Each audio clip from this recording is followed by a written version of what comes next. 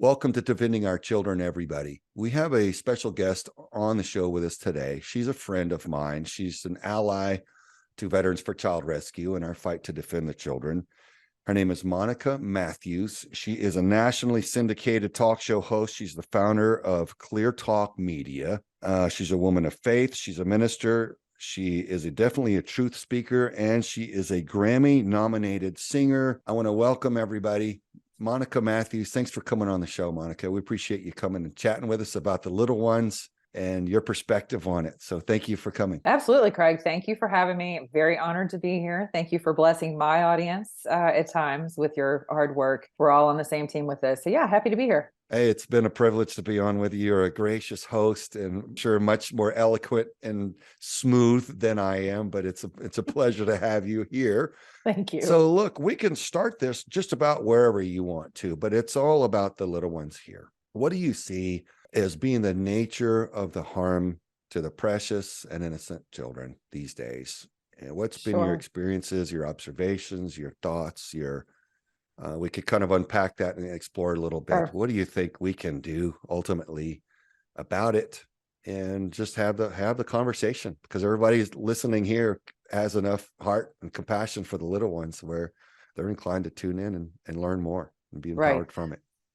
Thank you. Excuse me. So I said a few months ago, this is a hill upon which not to die, but to plant your flag solidly. And as a woman of faith, I can see where the church has completely missed the mark over the years with regard to how we and what we instill into our children with regard to their identity, their unique individuality. That is something that's very important to children. The breakdown of the family unit has also continued to proliferate over the years.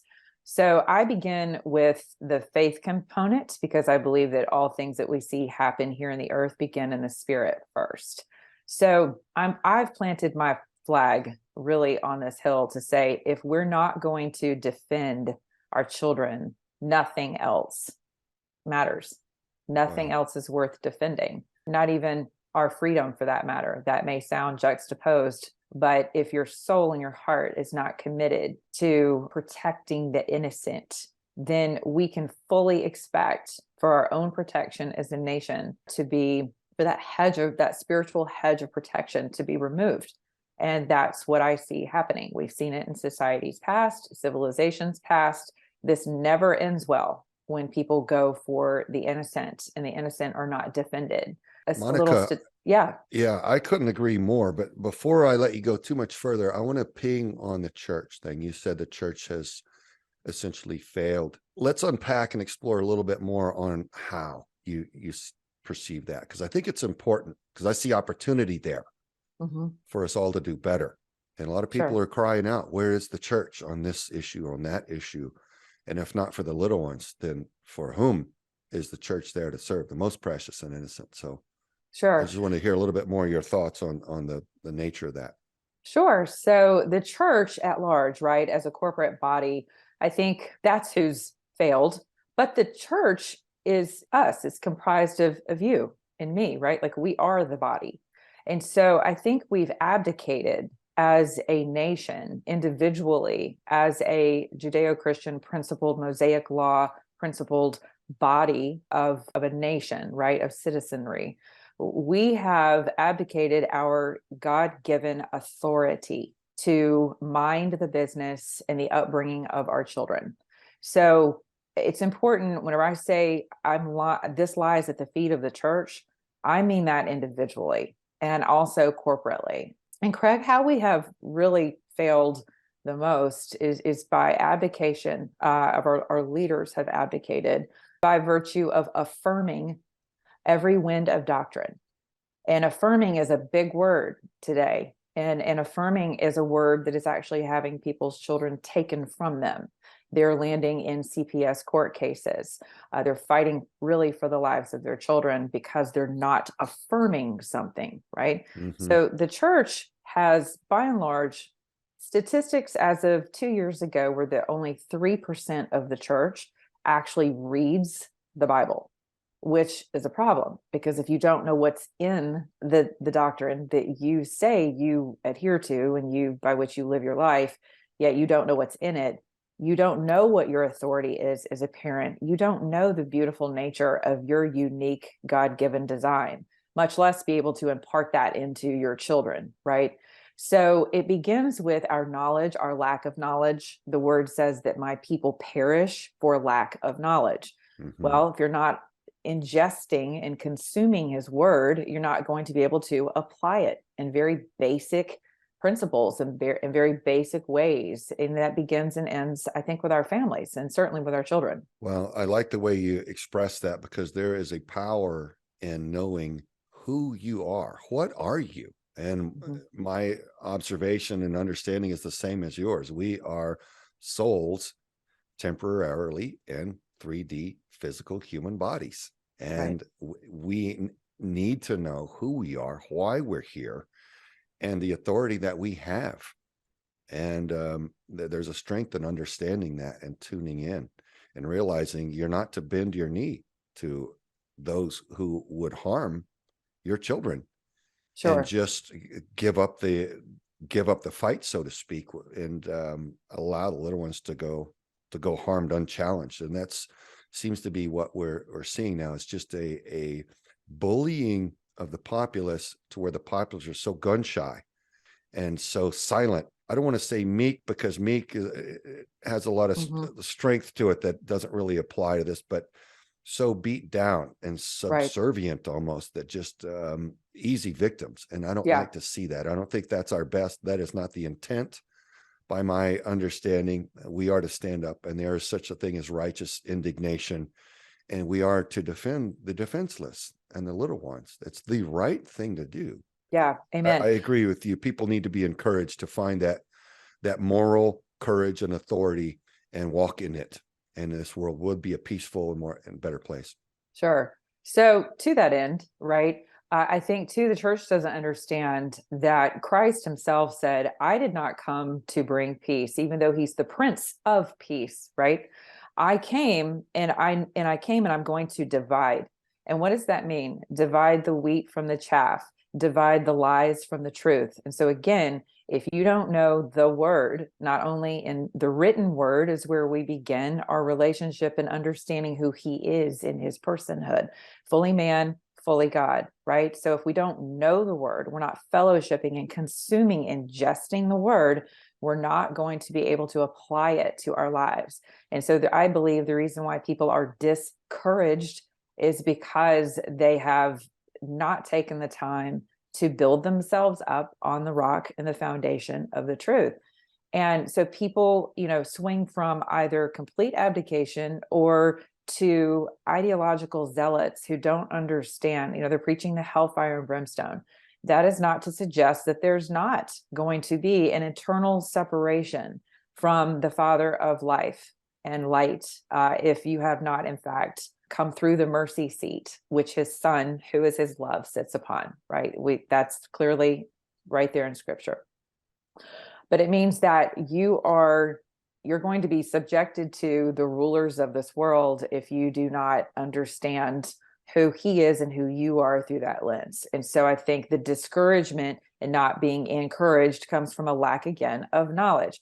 We, the church, have adhered to love is love, right? And that is not true. Love is not love. Love is a person. And love has a standard, a set of standards by which we live that begin and end with order. And the order of, and that's not to say, I'm going to tell you something on this too, Craig. Something that really hurts me, and I'm glad to be able to be a voice for people who are transgenders in the legitimate sense, and that they were biologically and chromosomally affected with chromosomal issues. And Monica, that, yeah, let's unpack that a bit on the other side of this break. We do have absolutely. to cut, but let's hold that thought. We'll be right back, everybody. Welcome back to Defending Our Children. Monica, you were on a roll there. I hated to cut to a break, but please continue. Yeah. So one of the things that is very discouraging for me is that people who have legitimate biological, I'll just say, incongruencies, okay, chromosomally. right?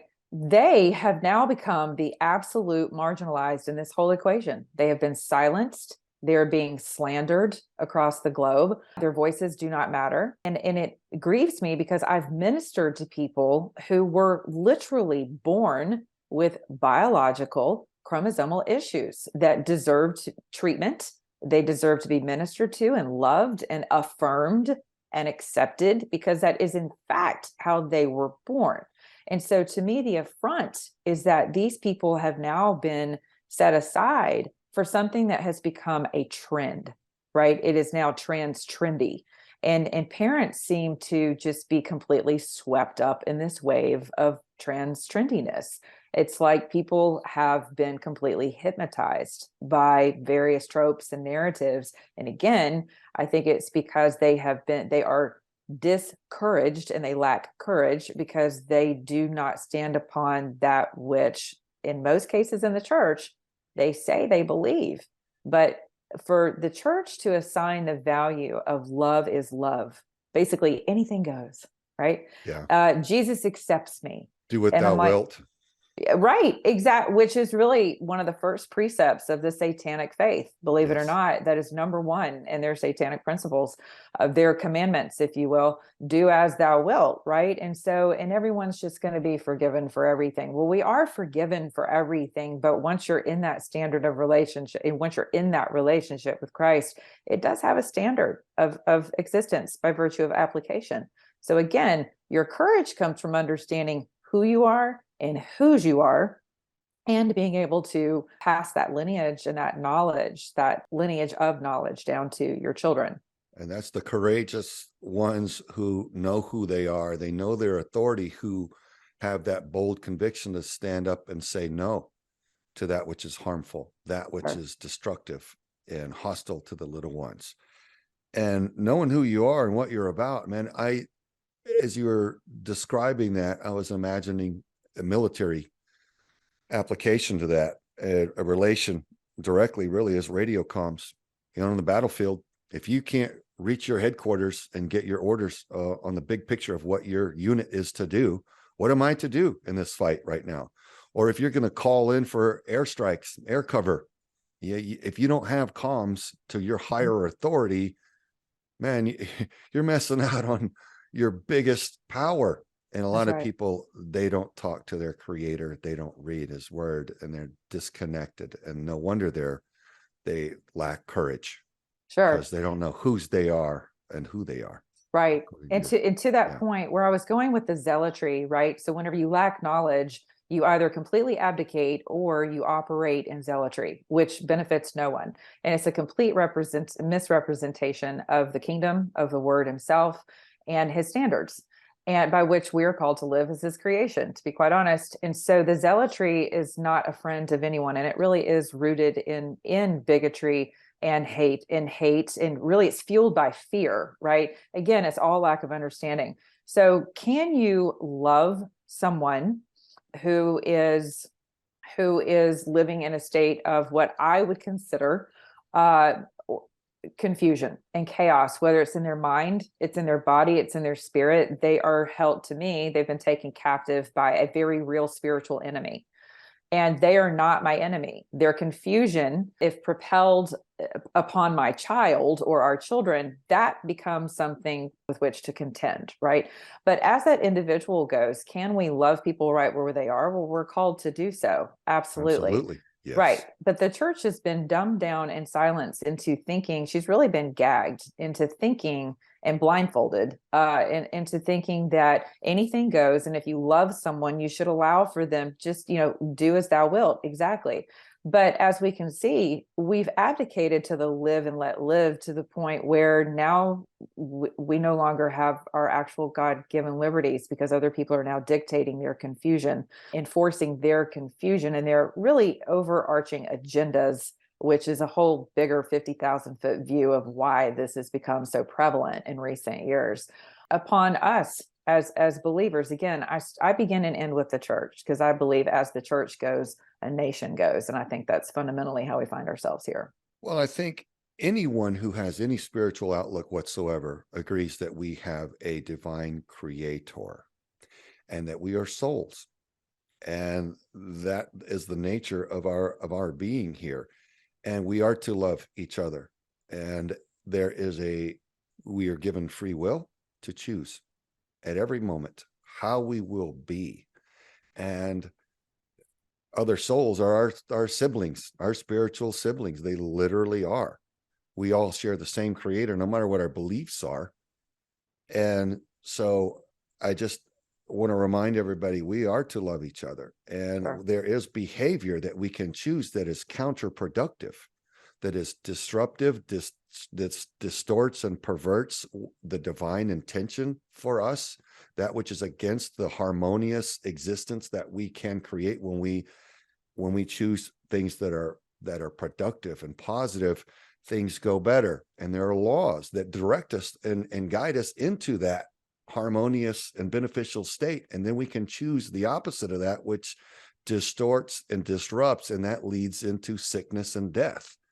Mm-hmm. And it's not that these laws are meant to keep us from having fun. On the contrary, they're meant to keep us out of the ditches in life, out of the destruction and the tragedies that we see across the globe. You see any chain of events that leads in absolute destruction, and you can trace it all back to human behavior and the choices that people make that lead to that. So we are to love each other, and we are to see each other as soul siblings. And I think if we would just stop and look at it that way and go, my gosh, there's someone who I think is totally weird, but wait a minute, that is my brother or sister, and they are struggling. How might I be able to show them love and compassion and help them? How might I be able to lift them up rather than kick them while they're struggling and making decisions that I don't understand? And I think if we would look at that, this world could be a whole lot better place. Yeah, and I agree with you. Yeshua showed us the way. He walked it. He was our exemplar. I challenge anybody, find fault with the way that he walked and the compassion that he showed and the harmony and the healing that he brought. He spoke the bold truth, boy, and those that were self-righteous didn't like it. Boy, they wanted to be fancy and their tall hats and everything. And he kind of challenged their dogma, and they hated it, but he was right. And so anyway, I don't want to get on a soapbox there, but I'm just backing you up. I like what you're putting out. Thank you. Yeah. I mean, it's, if you love your child, the word says, he who loves his child is going to correct his child. Right. And so correction based upon what, right? So that implies there's a standard at work. And so there's a standard in play. So what is, again, I go back to standards. I'm all about standards. The truth is really love. Absolutely. The truth is love. Thank you. Even when it's not comfy, it is love. That's going to be my next t-shirt. And then I'm going to have Craig Sawyer right under it. So yeah, that's good. Look, not everybody wants to hear the truth. There have been times in my life when the truth stung me a bit. I'm like, ouch. Yeah. Is that me? Is that what I've just done? And then I realized, yeah. And so I need to make that adjustment, and knowledge is power. And so when you speak the truth, you share knowledge with people. Sometimes it's comfy, sometimes it's not, but in any case, it is always love. Yeah. My mom has said to me on more than one occasion that no is love. And we, for some reason in society, we don't use the word no anymore, especially when it comes to the kids. You can't tell them no. Yeah. When it's called for, it absolutely is. Yeah. Sure. So let's start with the word yes on the other side of this break. Thanks, everybody. We'll be right back. Welcome back to Defending Our Children, everyone. We're talking with Monica Matthews, and we're having a heck of a discussion here about all kinds of things pertaining to the children and how we can empower ourselves to safeguard them. So, Monica, let's please continue this. I'm enjoying this chat. Yeah, thank you. And thanks for having me today, Craig. So during the break, we were talking about, how did we get here, right? Corporately as a church. And one of the ways I think we got here is by virtue of just lack of knowledge and being sheeple, if you will. And most people aren't even going to church anymore. They're following people online. They don't read the Bible for themselves. So they're kind of like, oh, well, I guess this is love, and maybe love is love, and love wins, and all of these tropes, right? And so not even understanding who the person of love is. Well, why is that? Why is this expedient for a corporate church body?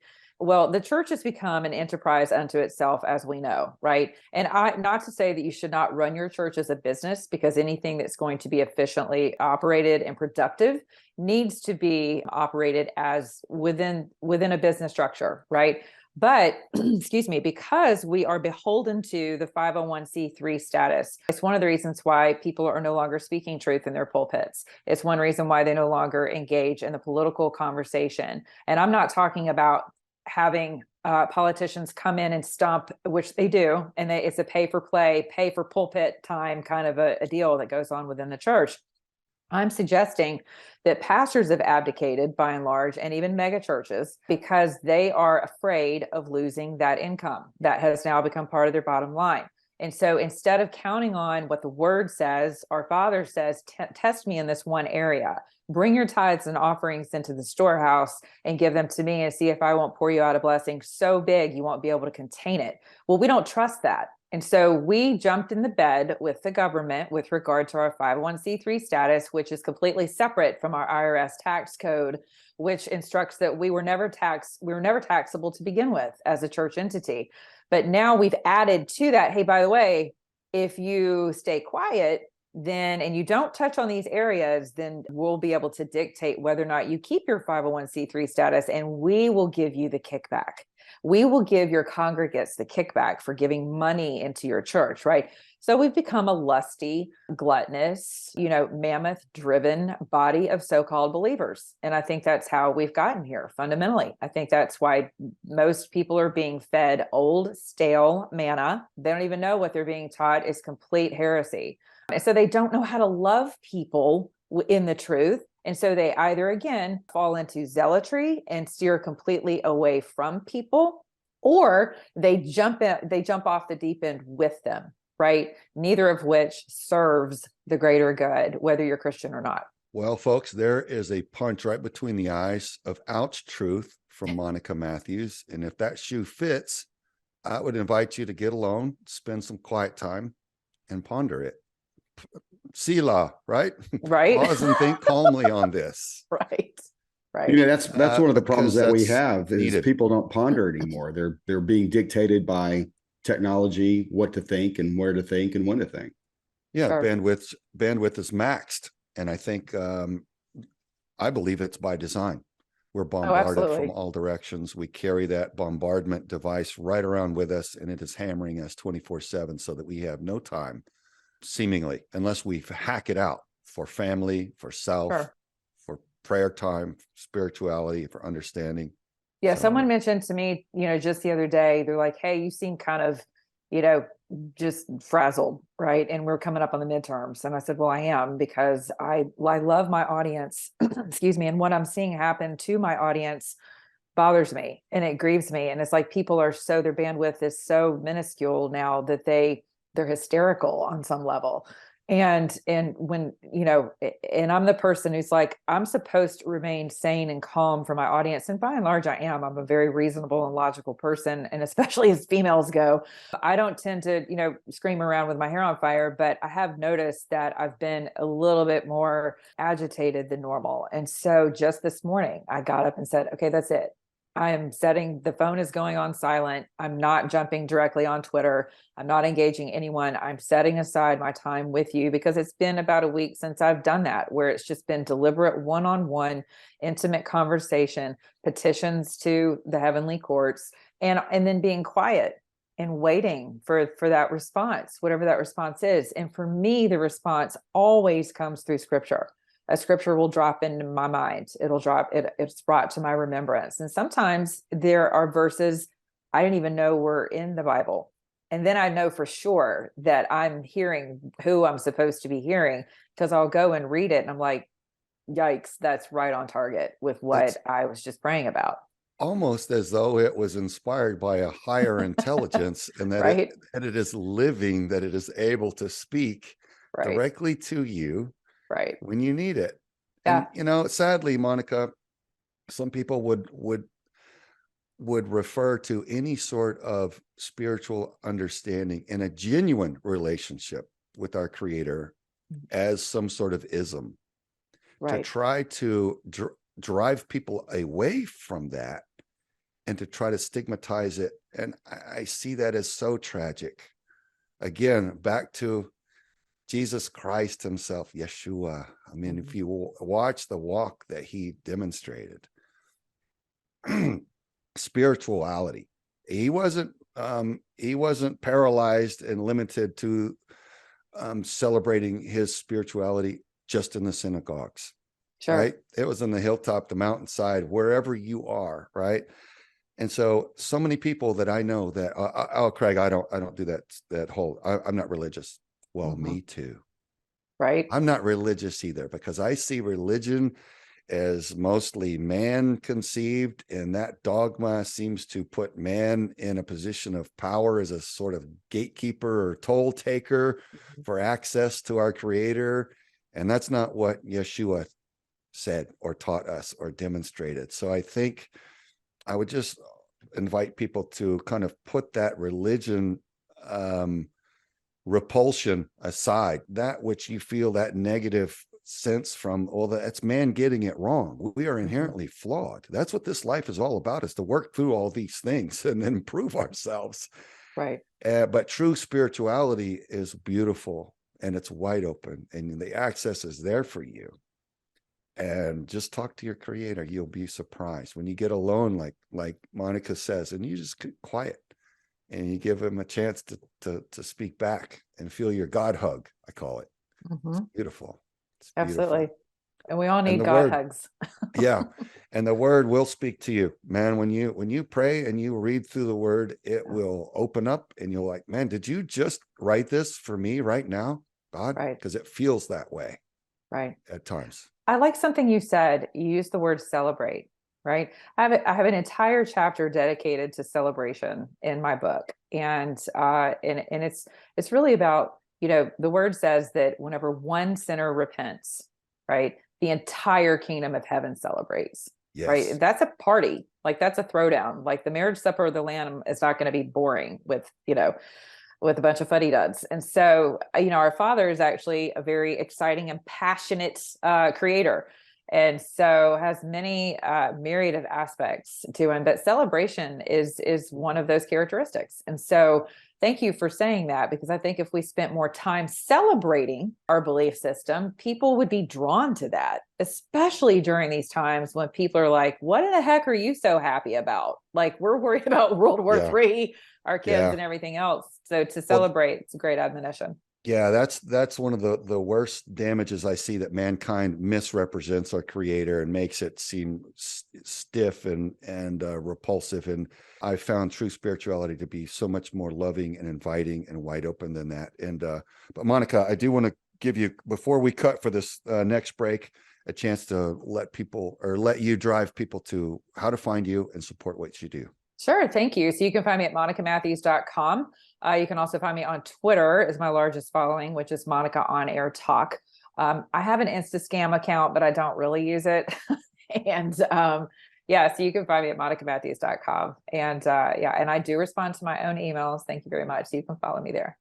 All right. Thanks for coming on, Monica. And folks, we invite you to come back for the next segment, where we'll return with Monica Matthews. Welcome to Defending Our Children, everybody. This is our second segment with Monica Matthews. If you haven't heard her, folks, she is a woman of particular strength. This lady knows who she is. She knows whose she is, whose authority she walks in, and it's inspiring. And I think that's so needed in this day and age, when people have been beat down and demoralized, and an attempt to destabilize our nation. It's refreshing to see a woman of bold conviction walking through this life and the authority that she enjoys. So, folks, Monica Matthews is a woman of faith. She's a minister. She is a show host. She's definitely a bold truth speaker. She's a Grammy-nominated singer, and she's the founder of Clear Talk Media, and it's nationally syndicated. So, Monica, welcome, and thank you for coming back on for segment 2 of our interview with you. Thanks for having me, Craig. Glad to be here. All right. So which direction would you like to attack now? Yeah. So we addressed the problem, right? And so I hate leaving people without a solution set. But before I do that, I want to go over some very important statistics that a very dear friend of mine sent over just this morning. She is Gabrielle Clark, and she is a woman who's on the front lines of defending our children and their innocence. Something that also your audience may not be familiar with is a term called satanic ritual abuse. If you follow me anywhere, like on Twitter, you can follow me on Monica On Air Talk, or at my website, monicamatthews.com. My podcast also, Life, Love, and Liberty. You can find that anywhere. Excuse me, where podcasts are available for download. I address this a lot because in ministry, I spent years ministering to women primarily, but men are included in this as well. It's a horrific practice called satanic ritual abuse. That in and of itself is a private practice that people engage in with regard to their children and dedicating their children in a sexual manner to Satan himself. This is a very real thing. It does happen, and it has lifelong implications, as you can imagine. So whenever I see the molestation of our children's minds, their spirits, their souls, and their bodies by way of what's happening to them in this disembodiment campaign that we see occurring across the nation, really across the globe right now. This is a global effort to dehumanize and to transition into disembody our children. What do I mean by that? Well, Lucifer himself said, I will exalt my throne above yours, right? Right before he was kicked out and he fell. The world's first politician garnered a third of the vote, and they all fell here, with him. And he said, I will exalt my throne above yours. And effectively, since then, he has been attempting to manipulate creation in order to exalt his own image. We saw that with the fall and the giants. And God said, yeah, I don't think so. Flooded the earth. That'll be the last time he does that to the earth. Next time he's coming back with fire. I'd like to think that part of that fire is the fire of knowledge and Holy Spirit ignition, where people are being ignited to understand what's really truth from lies. And so when it comes to the satanic ritual abuse, which is, I believe, what's happening to our children right now on an educational level, entertainment, academia is definitely involved. And now we have big pharma. It has, in fact, become more of a crime syndicate as I see it. And you've got the church, you have the world lying about it and the church swearing to it in some instances. And so that's why I'm so bold about this. As a woman of faith, I'm also a mother and a new grandmama. So, and I see everyone else's children as kind of like my cubs. So 10 years ago, there were half a dozen medical institutions to treat gender issues. Now there's over 400. That's pretty amazing. Wow. Yep. Planned Parenthood's new cash cow are puberty blockers and wrong sex hormones. She goes on to say that although some states have passed legislation to make medical transitioning minors illegal, there's still many states who do not have that legislation. And what that crime syndicate is telling you, and I believe it's criminal, because these children have bodily autonomy, and the parent should have the authority and the jurisdiction by which to make decisions and intervene on behalf of their children. Those are their God-given gifts, right? And so to me, this is illegal and it is a criminal syndicate. So, but your states are being accused of not being loving, not affirming, not being accepting, criminalizing transgenders, which no one's interested in doing. None of the legislators I've spoken with are interested in that. They're interested in you being able to protect your children. So Monica, she goes on to say, yeah. Monica, you are running forward with understanding that a lot of our listeners may not have. You mentioned satanic ritual abuse. Yes. I would submit to you that the greater percentage of the American populace is unaware of what that is, or that it is factual. So you and I both knew Russ Dizdar. I believe you knew him. I did. He dealt extensively with law enforcement in Pennsylvania and Ohio, where there's a lot of this satanic ritual abuse crime happening. And folks, child trafficking it's a criminal enterprise. There's big money in it. There's big perversion in it. There's big political leverage in it. But there's also a spiritual element of it. And that's why I got involved in the first place, is because I was told about the spiritual element. The darkest, most destructive and hostile aspect of child trafficking involves satanic ritual abuse. And we're talking about, and you could trace it back to the Nazi psychological programs in the 30s that they developed, the MK Ultra mind control program. And at the core of it, to boil it down, it involves repeatedly traumatizing, torturing, and terrorizing a child to the point to where their minds split into schizophrenia as a defense mechanism because they can't physically escape. So they mentally, their minds start to fracture off into alternate personalities that they try to seek refuge in from the physical and psychological harm happening to them right then and there.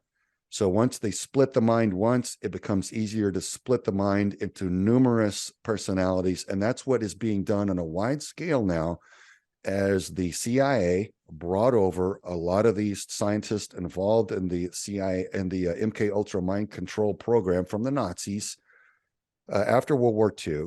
And they brought the rocket scientists over in Operation Paperclip also, that founded NASA and so forth. But this is factual, and the crimes are coming from that, folks. So there's an entire culture by where the people that are involved in this, they do this to their children. They systematically traumatize and break the minds of their children, if you will. And those souls are very troubled, and this is a wide scale dysfunction and distortion and perversion of what God intended for these lives. That's what we're dealing with satanic ritual abuse. And what Monica's hammering on here is a very important fact, that is the spirit behind this aggression, this push to pervert our children, to demoralize them, to teach them every manner of perversion under the sun at younger and younger ages, to get them away, to demoralize them, to pull them away from the strength that would ground them and keep them from this type of harm. So please continue, Monica, but I just wanted to kind of share that as we go forward. Thank you. That was priceless. Thank you. And I want to share this I want to share that particularly with my audience as well. And you're right. It is, I do take for granted that most people, you're right, have no idea that this is occurring. So, excuse me, you talked about, the fracturing, right, of the child's mind. And so whenever you think about what happens whenever you send your children into a school environment that is encouraging your children to not trust you, to keep secrets from you, that they can find their identity in school. They can they can be whomever they choose, right? They can disembody from their physical biology and become, through reimagination, who they think they want to be, and keep it from you as parents, right? And so that right there is a fracture, because now in the child's mind, wait a minute, I'm supposed to trust my parents, and I'm supposed to respect my authority in school, and I'm succumbing to, peer pressure, because all children do at some point, and I want to be like my friends.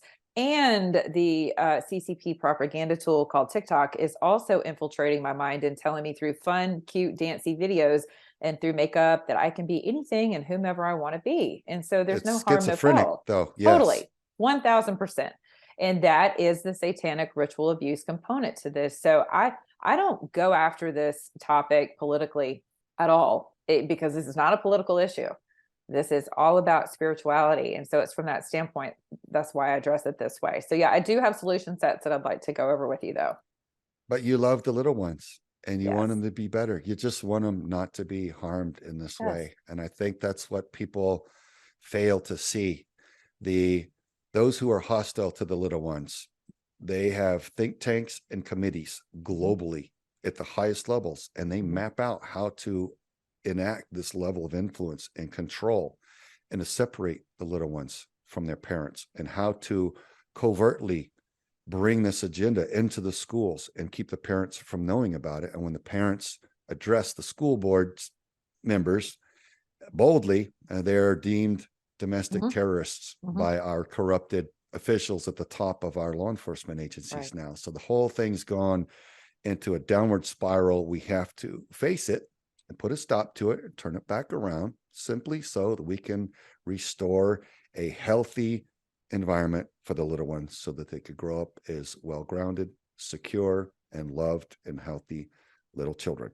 Folks, Amen. Stay tuned. We'll be right back with more from Monica Matthews on Defending Our Children. Welcome back to Defending Our Children, everyone. We're on with Monica Matthews, and she is bringing it today, folks.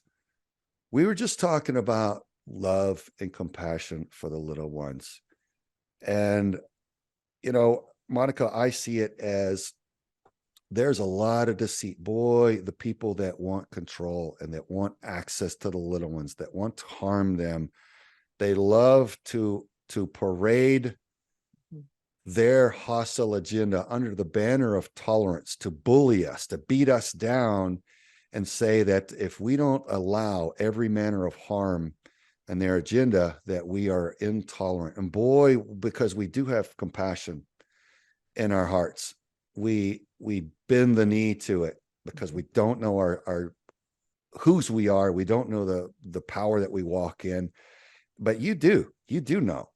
And so you stand with us for the little ones, and you realize the difference between the compassion, the true compassion that we have, and the love for those who are being harmed, and the deceit of the false banner of tolerance, that we have to allow every manner of hostility under the banner of tolerance. What are your thoughts on that, Monica?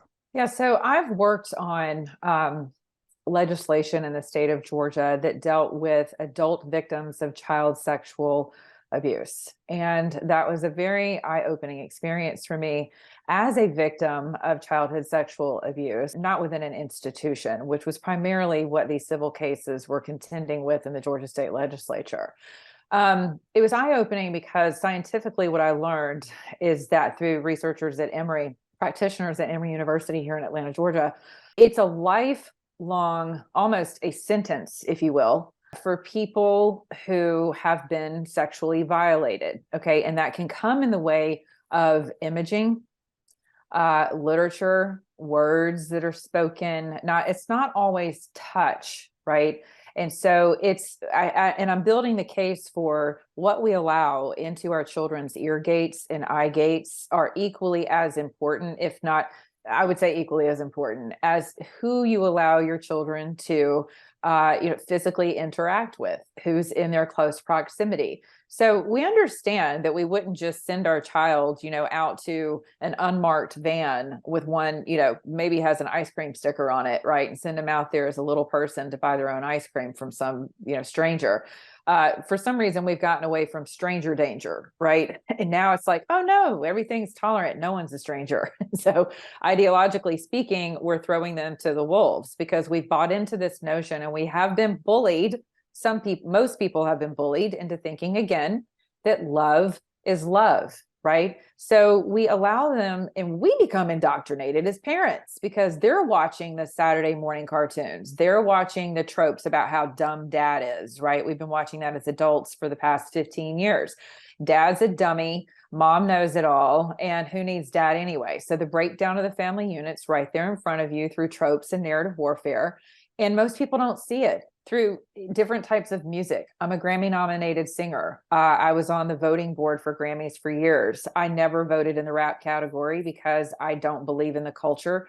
By and large, not all rap is bad. But as far as what I had to vote on, I thought, I'm not going to propagate that because that is pouring into and molesting the hearts and minds of our youth. And that rolls over into what you contend with in law enforcement. So again, satanic ritual abuse in a different manner. And so we've been lulled as adults into thinking, oh, well, maybe I should be more, quote, tolerant. Well, tolerant of what? We're told not to tolerate sin. And so I think you have to back all the way up and start to determine what is sin and what is falling short of the glory of our Father of freedom, of individuality, of being unique, a uniquely designed human, having parameters and having standards. And if you don't do that as a parent, you are absolutely going to continue to fall prey to the tropes of what certain people will say, you're bullying, you are intolerant. No. Here's what I'm intolerant of.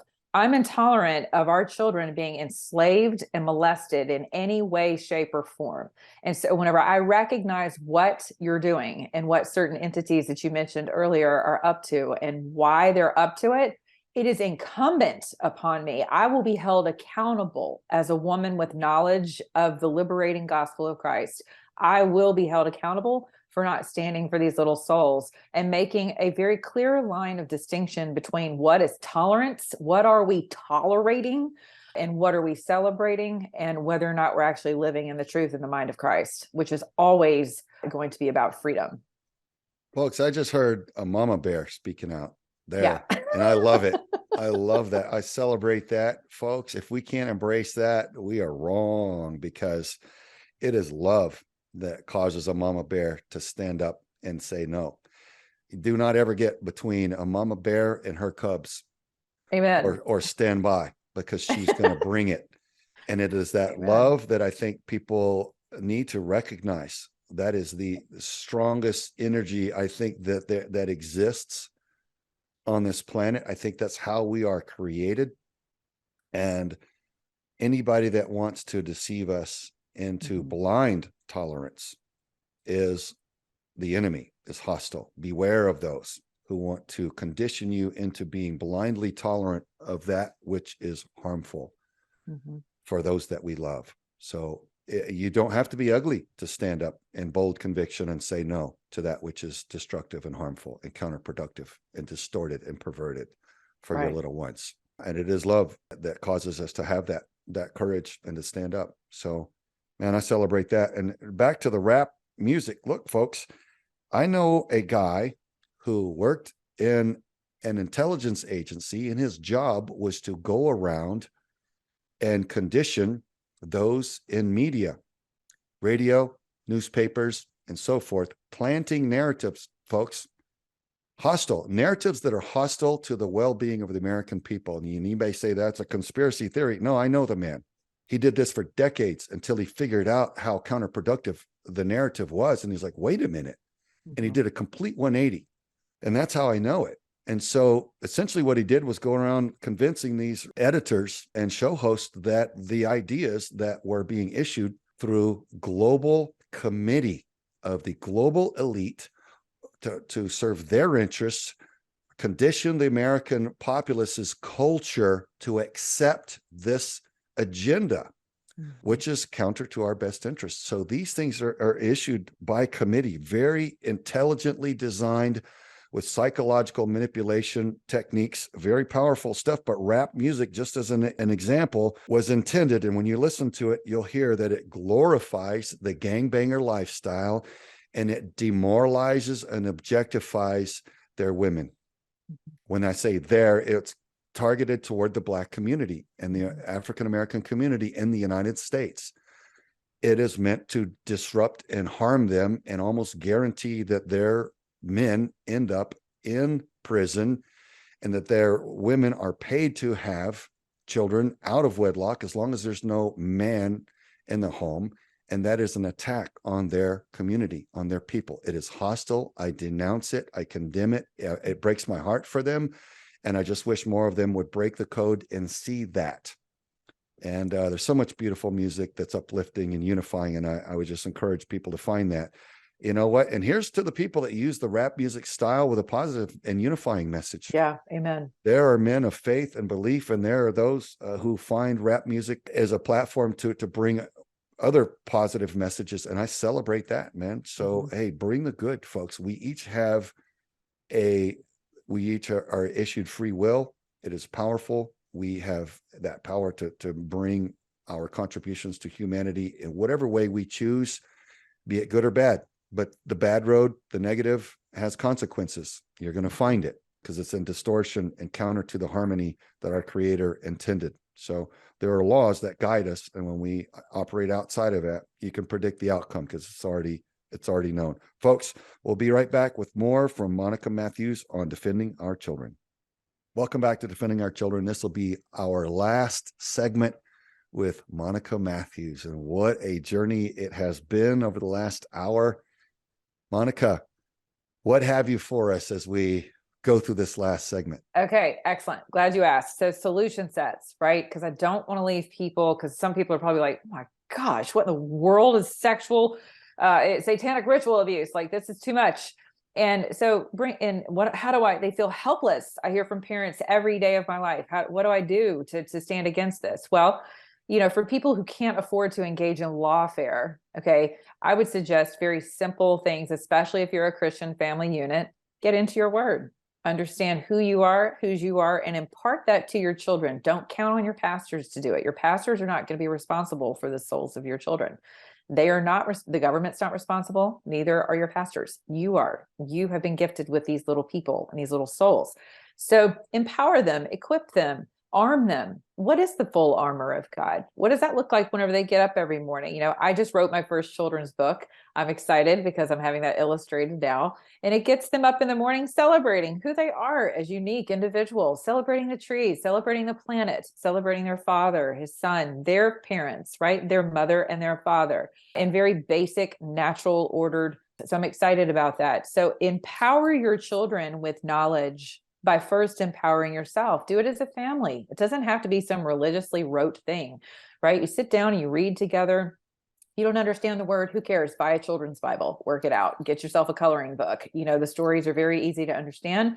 Go through it with your children. They'll never forget that, because the greatest weapon you have against any of this is instilling and enforcing and reinforcing trust with your children, so that whenever you do send them out into the world, if you cannot afford to homeschool them, if you can't pull them out of the school, if you can't afford a private Christian institution, and don't be fooled into thinking that that's going to be a safe haven, because I could go on for another 2 hours about how unsafe that environment has become as well. But if you can't afford to homeschool, a basic thing you can do, Craig, is create a family constitution. What are the basic precepts of your family? What are the standards of conduct in your family? What are the standards? What does love look like in your family? What do consequences look like for falling short of the standards? What does discipline, which should be discipling your children, right? Discipline and discipling go hand in hand. What does that look like, right? Setting structure, setting, again, those consequences in place, but that always edify them, encourage them, so that their identity doesn't become fractured. What'll happen is, when they are tempted to believe the things that subliminally are speaking to them, it won't resonate somewhere on their spirit and encourage, and in their minds, and they're going to have questions. So be prepared. And also, whether you've got a middle schooler or a teenager who shuts themselves in their rooms, which again is on you as parents, you should have total and complete control of every single thing going on in your family. The whole helicopter parenting stuff, that's hogwash. It's called love. That too is one of those tolerance tropes that people try to put on you. You're a helicopter parent. No, I'm a loving parent. What are you watching? What are you listening to? What's in your ears? What's in your eyes? That's my responsibility. So that goes into your your family constitution, right? If you're divorced, you got to get it together with your ex, and you guys have both got to come together and decide. So there's no longer this fracturing between homes as well, between school, church, groups, TikTok, mom, dad, everything's distinctly different. Come together. That is love. That is love, is setting a standard. I call it a family constitution. Our country has one. That's how whenever people fall short of that, define what love is, they'll be able to see, okay, hold on. I fell short of the glory of the standard of my family unit, right? And that is really shaping and informing who I am as an individual and as part of a family unit, which is very important to belonging. It's another reason why these kids are sucked into these environments so easily, because they want family. They want to belong. They want to be accepted. So make your family the first place of acceptance for them. And other institutions, other narratives, tropes, people, entertainers, whatever, educators, pharma systems won't be as attractive to them. They will be a lot less penetrable in their spirits, into receiving that and through those emotions, because they're going to trust you first. So you have to become the place of trust. You have to become the stronghold for your children. And if you're not basing that upon the word, if you're not getting up every morning and praying over them, with them, hold on to their tiny hands and pray that hedge of protection over them. Satan's kingdom knows when you're serious about doing your Father's business, and there is a hedge of protection. There's an oil of protection that falls over these babies whenever you do that. And then you set them out equipped, and they're no longer fodder. They're no longer, food for consumption of the wolves of the world. So I would suggest setting those standards, and taking the offensive approach to this, as opposed to this defensive posture of, oh crap, what do we do? I feel like the whole system's against me and my family. Well, it is, right? But be offensive about it, so that you're not constantly and perpetually offended. You have a plan of action in place. and it's a safe haven for your children. And it just sucks all of the energy out of this vortex that parents are being sucked into. Lastly, if you must, engage in lawfare. I do have a couple of links that I love to give to your audience for people if they want to engage and search out more information about who is actually supporting these efforts and how they can get involved. One of them is Society for Evidence-Based Gender Medicine, and that is SEGM.com. Again, segm.com. Another video series and webinars that you can learn on how to stand for your children is activelyunwoke.com. activelyunwoke.com. A woman who is really leading the charge across the country to defend the innocence of our children, again, is a lady by the name of Gabrielle Clark. She has been kicked off of Twitter.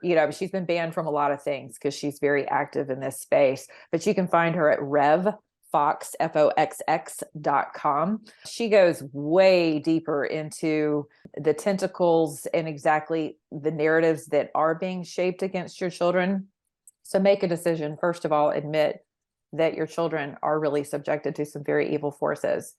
Admit that you are the beginning and the end of the protection of your child and the education of and really building that identity. Then set a standard, write it down so the whole family sees it. And then get busy putting the laws of love, the laws of natural order bind them around the hearts, around the necks of your children, around their minds, because that is liberation. It's not incarceration as the world would have you live and think that, oh, these are religious rules. No, it's the spirit of the law, right? And we still die when we engage in sin. Benefit that the law brings. Absolutely. Yes, it's beautiful. Yes. And folks, man, we've talked about the war on children and its spiritual motivation and origin. That's where it's coming from. It is hostile. And the structure and the standards of a leader parent, like Monica is describing, provides security for the little ones. And then, like she described, it makes them much more difficult prey for the hostiles out there. And we encourage you to pray over your children. And man, Yeshua showed us the way to pray. He said, hey, don't have it out of rote memory, some sort of thing that you just quote, pray from the heart like this. And he used an example, pray in this manner. And then I'll be danged if people didn't write that down and recite that from rote memory. So it's like, right. But Monica, please close us out with how to find you, how to support what you do. Love your heart and your strength. Thank you. Likewise. You can find me at monicamatthews.com. That's with 2 T's. You can also find Life, Love, and Liberty wherever you can download podcasts, and also on Twitter at Monica On Air Talk. Thank you so much for having me. I appreciate you so much, both of you. Thank you. This is such an important conversation. I love your warrior spirit, your heart, your mind as a father and a husband and someone who's out here defending our children, defending our country, but this goes beyond our borders. It just does. This is God's little people, his creation. And we all started out that way, and we all deserve to have a fighting chance to realize who we are and whose we are. Well, folks, she says Matthews with 2 T's. That's because she brings the truth twice the rate, folks. Anyway, double whammy. Monica, thank you. Bless you. We'll talk to you soon. Everybody, join us next time for Defending Our Children. Thank you, Craig.